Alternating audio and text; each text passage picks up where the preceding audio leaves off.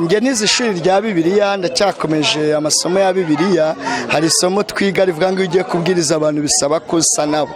Iyo ndi kumwe nabo kugira ngo banyiyumvemo bumve ijambo ry'Imana bisaba ko nisanisha nabo. Naba ngeze mu kindi cyiciro n'ikindi ngahinduka bitewe naho ngeze. Iyo ndi kumwe nabo rero niyo mpamvu nari amageste ziriya mvugo nk'umuntu wabanye nabo kugasima kwirigara. Muri aba ngaba harya ninde wakiriye Yesu, ninde uretse uvuye mu byaha muri mwe mwese?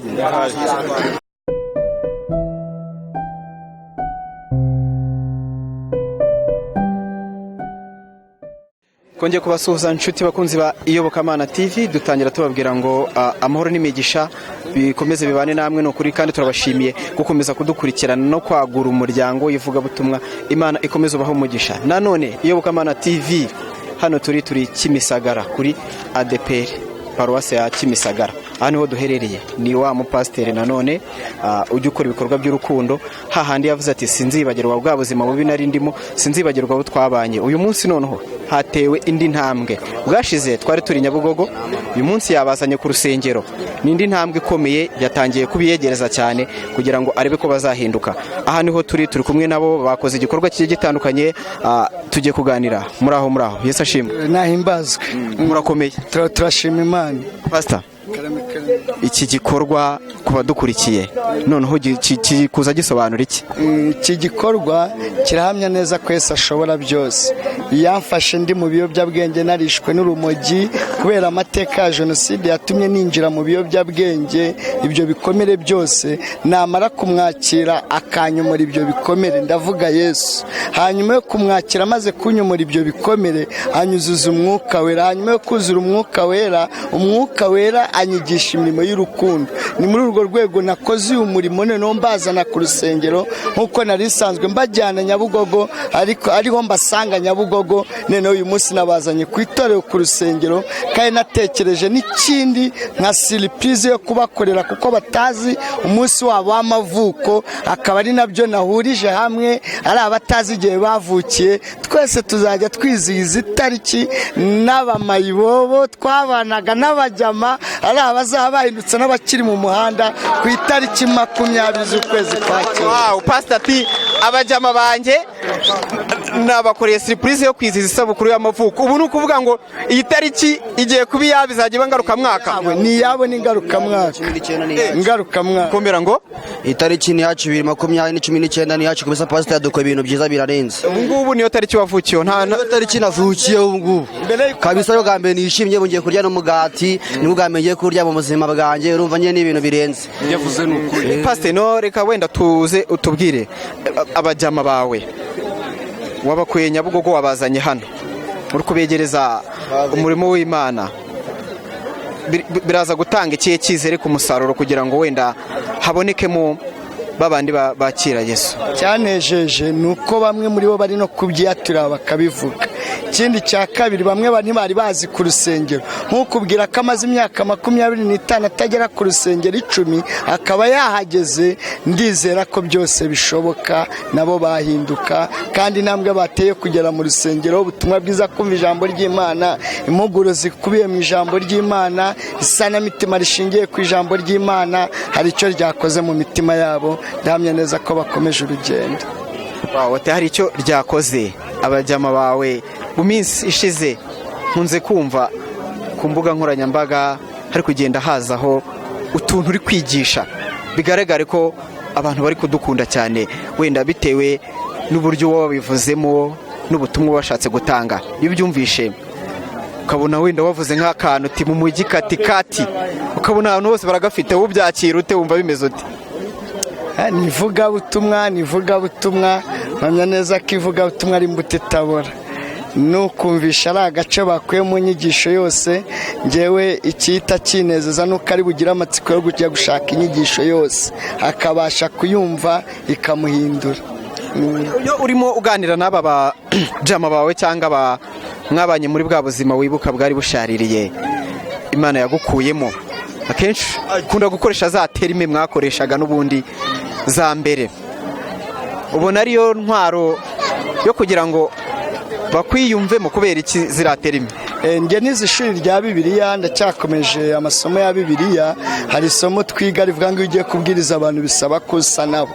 iyo ndi kumwe nabo kugira ngo banyiyumvemo bumve ijambo ry'Imana bisaba ko nisanisha nabo. naba ngeze mu kindi cyiciro n'ikindi ngahinduka bitewe n'aho ngeze. iyo ndi kumwe nabo rero niyo mpamvu nari amajeste ziriya mvugo nk'umuntu wabanye nabo ku gasima kwirigara. muri aba ngaba harya ninde wakiriye Yesu, ninde uretse uvuye mu byaha muri mwe mwese?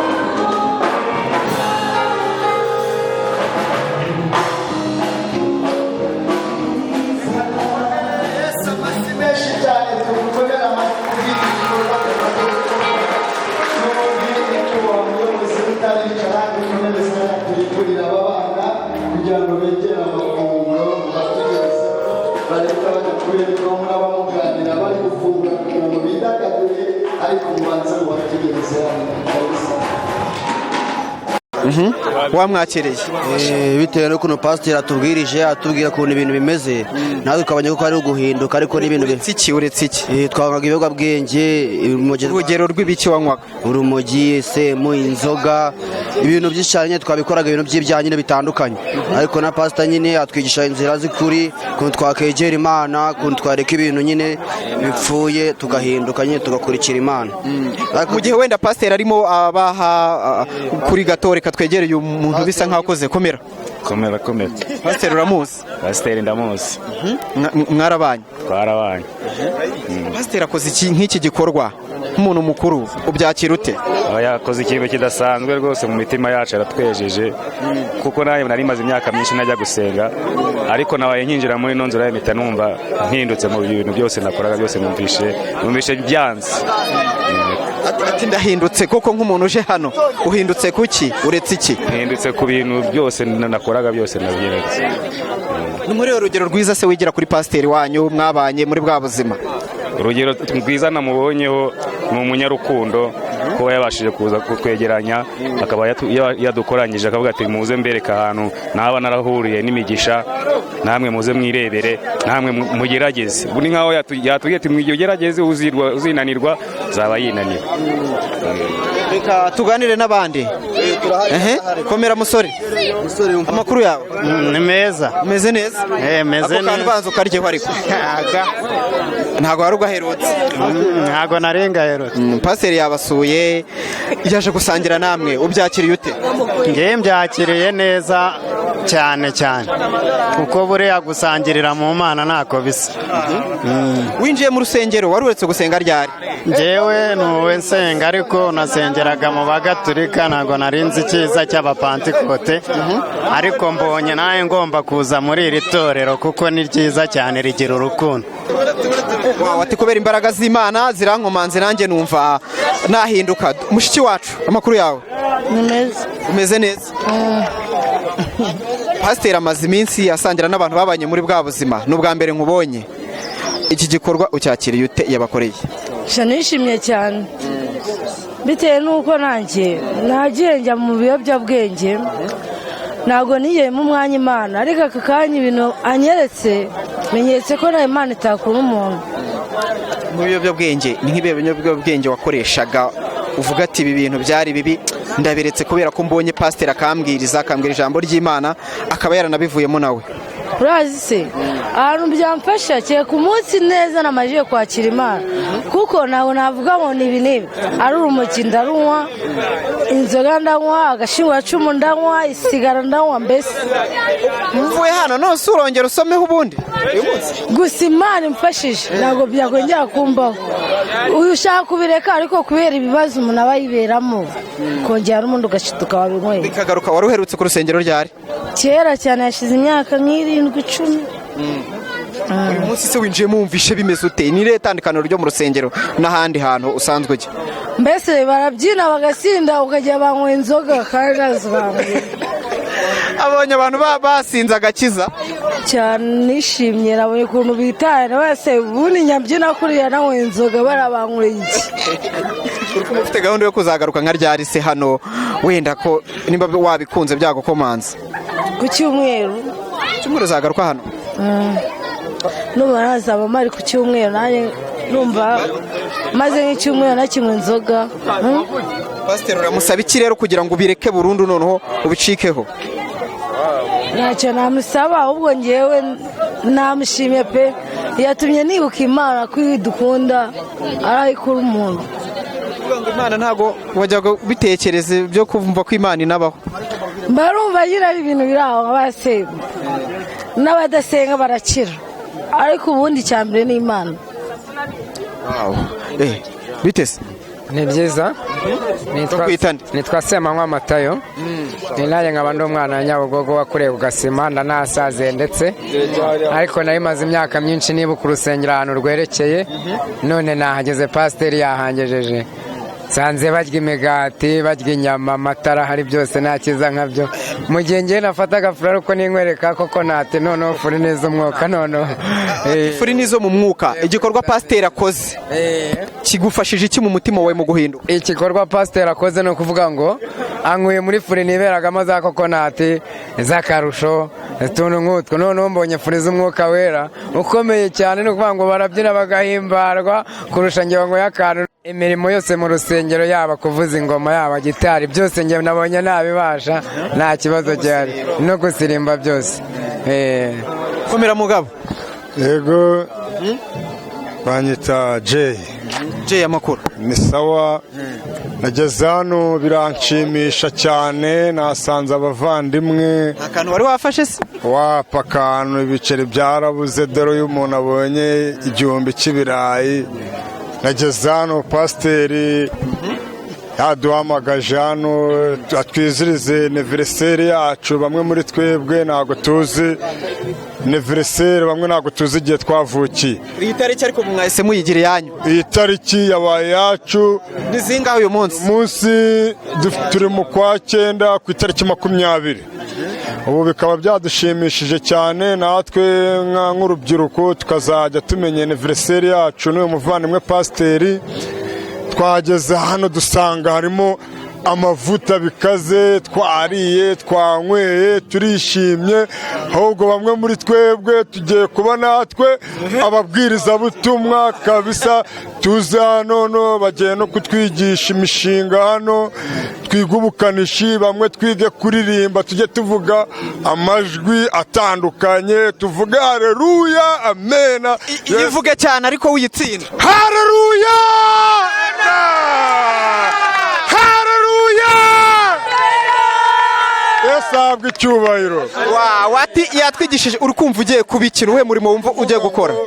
Njyewe ndumva naba nk'umudiyakoni rwose nkahimbaza Imana kuko ndumva nanjye amavuta rwose nayisize bikaze, ubuyobe narindimo nkaba ngomba kubuvamo, ahubwo nkakurikiza ijambo ry'Imana, na bagenzi banjye bandi basigaye nkaba nabakangurira kuza hano, twese tukajya duhurira hano mu nzu y'Imana tugashima Imana, nta birenze nakongeraho.